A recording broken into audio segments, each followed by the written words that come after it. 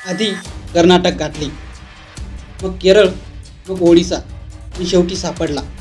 पुणे शहरात 5 जानेवारी रोजी कुख्यात गुंड शरद मोहोळ याची हत्या झाली होती.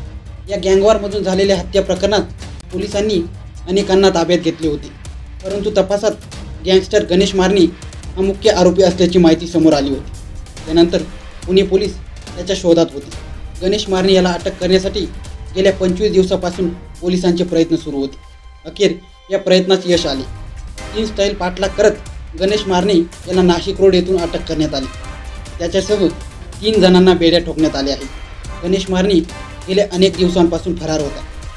गणेश मारणे तुळजापूर येथे असल्याची माहिती पोलिसांना मिळाली. त्यानंतर पुणे पोलीस तुळजापुरात दाखल झाले, परंतु तो पुढे कर्नाटकला गेला. यामुळे गुन्हे शाखेचे दुसरे पथक कर्नाटकमध्ये पोहोचले, परंतु त्याने पुन्हा एकदा पोलिसांना चकवा दिला. तो कर्नाटकमधून केरळमध्ये पसार झाला. त्यानंतर पोलिसांची दिशाभूल करण्यासाठी ओडिसा राज्यातही गेला. तिथून पुन्हा नाशिकमध्ये आला. पुणे पोलिसांना गणेश मारणे नाशिकमध्ये असल्याची टीप मिळाली. त्यानंतर पोलिसांनी सापळा रचला. पुणे पोलीस गणेश मारणे याच्या प्रत्येक हालचालींवर लक्ष ठेवून होते.